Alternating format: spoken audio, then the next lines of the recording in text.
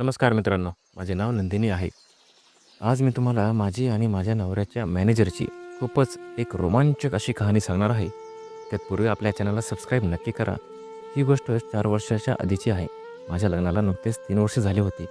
आमच्या घरी मी, माझा नवरा असे आम्ही दोघेच राहत होतो. मी दिसायला खूपच सुंदर होते.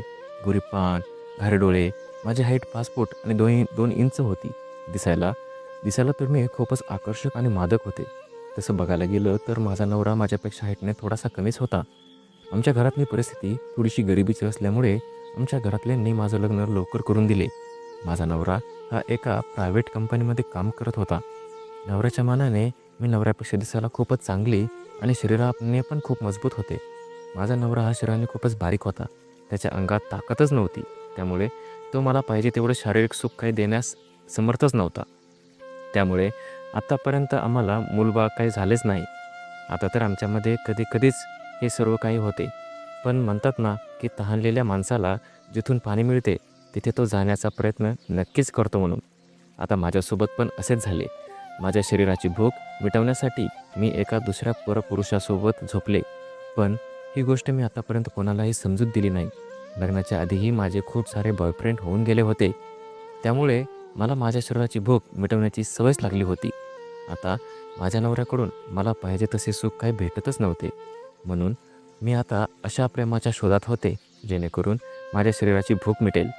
आमची इथल्या घरची परिस्थिती पण थोडीशी नाजूकच होती. माझ्या नवऱ्याचा पगारही खूप कमी होता. त्यामुळे जेमतेम घरचा खर्च भागत होता आणि थोडीफार सेव्हिंग होत होती. त्यामुळे माझं मन मारून मला माझ्या पर्सनल खर्चावर नियंत्रण करावे लागत होते. माझ्या नवऱ्याची बदली मुंबईला झाली आणि कंपनीकडूनच आम्हाला एक छोटीशी रूम देखील राहायला मिळाली होती. इथे येऊन मी आता मनमोकळेपणाने राहू शकत होते. दिवसभर माझा नवरा कामावर जात होता आणि मी मात्र घरात एकटीच राहायचे. टी व्ही बघायचे, घरातली सर्व काही कामं करायची आणि मोबाईलवर टाईमपास करायचा. असंच काही दिवस माझे निघून गेले. एके दिवशी माझे जीवन पूर्णच बदलून गेले. कारण संध्याकाळी माझ्या नवऱ्याने मला सांगितले की उद्या माझ्या कंपनीचे मॅनेजर आपल्या घरी जेवणासाठी येणार आहेत म्हणून. तर तू चांगलं बनव. मी त्यांना काही सामानाची लिस्ट दिली. त्यांनी लगेच सामान आणले. दुसऱ्या दिवशी सकाळपासून संध्याकाळपर्यंत सगळ्या गोष्टीची तयारीला मी सुरुवात केली. घरातील चांगली साफसफाई केली, थोडंसं घर सजवले आणि जेवण बनवण्याची तयारी सुरू करू लागले. संध्याकाळी 6 वाजता माझा नवरा घरी आला. माझं काम बघून माझा नवरा आता खूपच खुश झाला होता. त्यांनी त्यांच्यासोबत एक दारूची आणि एक वाईनची बाटली पण घेऊन आले होते. मला समजले की यांचा आता बहुतेक पिण्याचाच कार्यक्रम आहे म्हणून. मी त्यांना विचारले, तुमचे मॅनेजर कधीपर्यंत येतील? तर ते मला म्हणाले, 7:30-8पर्यंत येतील बहुतेक. तू पण चांगले तयार हो. घरातल्या कपड्यावर राहू नकोस. तो खूप मोठा माणूस आहे. आपण दोघेही त्याच्यासमोर चांगले दिसायलाच पाहिजे. मी ठीक आहे असं म्हणून माझं किचनमधलं सगळं काही काम आवरले आणि संध्याकाळी 7 वाजता मी तयार झाले. खूप छान दिसत होते. लाल कलरची साडी घातली आणि त्यावर काळ्या कलरचा ब्लाऊज घातला होता. त्या लाल कलरच्या साडीमध्ये माझा गोरा रंग खूपच उठून दिसत होता. माझा ब्लाऊज पाठीमागून खूप मोठ्या गळाचा होता. त्यामुळे माझी पाठ ही खूप चिकनी दिसत होती. 8 वाजता दरवाजा खटखटला. त्यावेळेस माझा नवरा बाथरूममध्ये फ्रेश होत होता. म्हणून मी लगेच दरवाजा जाऊन उघडला. समोर बघितलं तर एक 40 ते 42 वर्षाचा एक हट्टाकट्टा हँडसम माणूस होता. तो दिसायला खूप सुंदर होता. जेव्हा त्याची नजर माझ्यावर गेली तेव्हा तो थोडा वेळ माझ्याकडे पाहतच राहिला. मी त्यांना विचारलं, आपण कोण? त्याने स्वतःला सावरत मला माझ्या नवऱ्याबद्दल विचारले आणि मी त्यांना म्हणाले, हो, ते घरीच आहे. तुम्ही आत या ना. मी त्यांना आतमध्ये बोलवले आणि ते सोफ्यावर बसले. मी त्यांना आता पाणी आणून दिले. थोड्याच वेळात तर माझा नवरा पण बाहेर आला आणि त्यांनी माझी ओळख त्यांच्या मॅनेजरशी करून दिली. त्या मॅनेजरचे नाव रोहित होते. त्यानंतर मी किचनमध्ये गेले आणि ते दोघेजण गप्पा मारत बसले होते. किचनमध्ये मी जेवणाची तयारी करू लागले. जेव्हा मी जेवण बनवत होते तेव्हा किचनमधून रोहित मला स्पष्ट दिसत होते. ते पण सारखं मलाच पाहत होते. मी माझ्या कामामध्ये व्यस्त होते. काही वेळातच माझा नवरा आतमध्ये आला आणि 2 ग्लास सोड्याची बॉटल आणि मी तळलेले भजी घेऊन बाहेर आला. इकडे मी जेवण बनवत होते आणि ते दोघं मस्त दारू पिण्यात व्यस्त होते. रोहित सारखं माझ्याकडेच पाहत होता. खूप वेळा माझ्याकडे पाहून तो स्मित हास्य करत होता. मी पण त्याच्याकडे पाहून एक स्मित हास्य करत त्याला प्रतिसाद देत होते. पण त्याच्याबद्दल माझ्या मनात काहीच नव्हते. ते माझ्यापेक्षा खूपच मोठे होते. त्यावेळेस माझे वय वय तर किती होते? मी नुकतीच 21 वर्षांचे झाले होते. जवळजवळ एका तासानंतर त्या दोघांचे दारू पिणं बंद झालं, म्हणून मी त्यांच्यासाठी जेवण वाढू लागले. जेव्हा ती दोघे जेवू लागले, तेव्हा रोहित पण मला त्यांच्यासोबत बसून जेवण करण्यास म्हणत होता. मी माझ्या नवऱ्याकडे पाहिलं, तेव्हा ते पण मला म्हणाले, "तू पण आमच्यासोबतच बस इथे. इथे बसू शकतेस तू पण. एक आणि पुन्हा तू एकटी कधी जेवणार? आत्ताच आमच्यासोबत बसून जेव." मी पण माझं ताट जवळ घेतलं आणि वाढून घेतलं. त्यांच्यासोबत बसून जेवू लागले. जेवताना रोहित माझ्या जेवणाची तारीफ करत होते आणि त्यांच्यासोबत माझ्या नवऱ्याला म्हणत होते, "तुझी बायको तर खूपच छान जेवण बनवते रे." आणि मला म्हणाले, "तू जेवढी सुंदर आहेस, तेवढे जेवण पण खूप सुंदर बनवतेस." स्वतःची तारीफ ऐकून मला खूपच छान वाटले होते. जेवता जेवता ते पुन्हा दारू घेऊ लागले. त्या दोघांना पाहता खूप दारू चढली होती. माझा नवरा कधीच दारू घेत असल्यामुळे त्याला दारू खूप चढली होती. जेवण झाल्यावर त्याने हात धुतला आणि सोफ्यावर जाऊन पडला. मी आता सोबतच बसले होते. तो सारखा माझ्याकडेच पाहत होता. त्याच्या अशा प्रकारे पाहणं मला ठीक काही वाटलेच नाही. अचानक माझ्या लक्षात आलं की त्यांची नजर सारखी माझ्या छातीकडे जात आहे म्हणून. मी माझ्या ब्लाऊजकडे बघितलं तर माझ्या ब्राची एक पट्टी ब्लाऊजच्या बाहेर आली होती आणि तो तेच बघत होता. मी लगेच माझ्या साडीच्या पदराने ते झाकून टाकले. आता थोड्या वेळानंतर आम्ही दोघांनी जेवण संपवले आणि तिथून उठून हात धुण्यासाठी बाथरूममध्ये आम्ही दोघे गेलो. बाथरूममध्ये नळाची सोय नसल्यामुळे मी त्यांच्या हातावर पाणी ओतले. जेव्हा आम्ही बाहेर होतो तेव्हा ते माझ्या पाठीमागून बघून ते मला म्हणाले, "तुझ्या ब्लाऊजची डिझाईन तर खूपच चांगली आहे." मला समजले की तो माझी गोरी आणि चिकनी पाठ बघून बोलत आहे म्हणून. आता हात पुसून दोघेही आम्ही बाहेर आलो. बाहेर येताच मी बघितलं की माझा नवरा हा सोफ्यावर गुपचूपपणे पडला आहे आणि तिथेच झोपला पण आहे. मी त्यांना उठवू लागले तर रोहित मला म्हणाले, "राहू दे, त्याला झोपू दे. बहुतेक त्याला जास्त पिण्याची सवय नाही, त्यामुळे त्याला आता चढली असेल.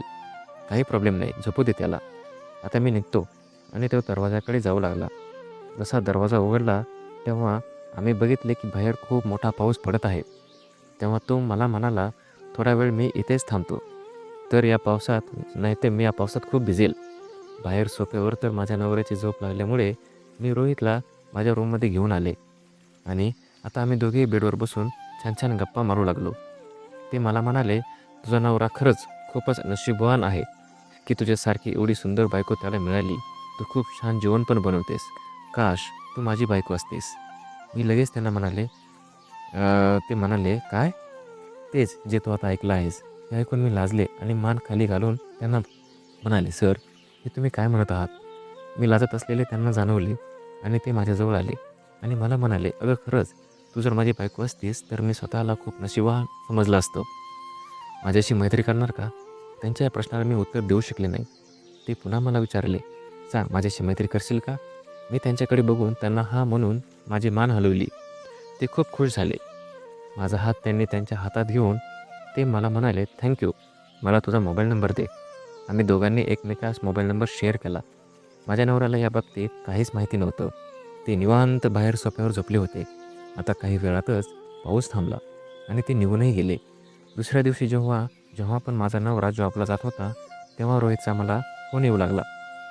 आता आम्ही दोघेही खूप उशिरा गप्पा मारत होतो. हळूहळू आम्ही दोघे एवढे क्लोज झालो की आमच्या दोघांमध्ये आता नको त्या गोष्टीबद्दलही आमचे बोलणे चालू झाले होते. म्हणजे आम्ही काहीही बोलायचो. आता मी पण त्यांच्या फोनची वाट पाहू लागले. मलाही ते खूप आवडू लागले होते. असेच 2 महिने निघून गेले. एक दिवस अचानक संध्याकाळी जॉबवरून माझा नवरा घरी येऊन मला म्हणाला, त्यांचं प्रमोशन झालं आहे आणि त्या दिवशी आम्ही दोघे पण खूप खुश होतो. दुसऱ्या दिवशी रोहितचा जेव्हा मला फोन आला तेव्हा ते मला म्हणाले, "मग नंदिनी मॅडम, कसं वाटलं माझं पहिलं गिफ्ट तुम्हाला?" त्यांच्या बोलण्यावरूनच मला समजले की माझ्या नवऱ्याच्या प्रमोशनमध्ये रोहितचा खूप मोठा हात आहे म्हणून. त्यांनीच माझ्या नवऱ्याचं प्रमोशन केलं. मी खूप खुश होऊन त्यांना धन्यवाद म्हणाले. जेव्हापासून माझ्या नवऱ्याचं प्रमोशन झालं तेव्हापासून माझा नवरा नेहमी कामासाठी सारखं शहराच्या बाहेरच जाऊ लागला होता आणि माझ्या आणि त्यांच्या मॅनेजरची मैत्री अशीच चालली होती. आता तर ते नवरा घरी नसताना पण माझ्या घरी पण येत होते. पण आतापर्यंत आमच्या दोघांमध्ये चुकीचं काहीच झालं नाही. आम्ही फक्त एकमेकांशी गप्पा मारत होतो आणि टाईमपास करत होतो. एक दिवस माझ्या नवऱ्याने मला सांगितलं की त्याला 10 दिवसांसाठी दुसऱ्या शहरामध्ये जायचं आहे म्हणून. आणि ते मला म्हणाले, "तू इथे एकटीच काय करशील बरं? चल, तुझी इच्छा असेल तर तू तुझ्या माहेरी जाऊ शकतेस." आता माझं माहेर इथून खूपच लांब होते. त्यामुळे मी त्यांना सांगितलं की मला काहीच प्रॉब्लेम नाही. मी इथे एकटी पण राहू शकते. तुम्ही निवांत जाऊन या. 2-3 दिवसांनी माझा नवरा निघून गेला. दुसऱ्या दिवशी सकाळी 11 वाजता रोहितचा फोन आला. त्यांना माहीत होतं की माझा नवरा कामासाठी बाहेर जाणार आहे म्हणून. आमच्या दोघांमध्ये बोलणं चालू झालं. तेव्हाच ते मला म्हणाले, "मला तुला भेटायचं आहे." मी त्यांना संध्याकाळी 9 वाजता घरी येण्यास सांगितले. असेही ते नेहमी घरी येतच होते. पण यावेळेस माझ्या मनात जरा वेगळीच काहीतरी फिलिंग येत होती. त्या रात्री मी एक जाळीदार आणि गुलाबी कलरची साडी नेसली होती आणि मी छान घर सजवले होते.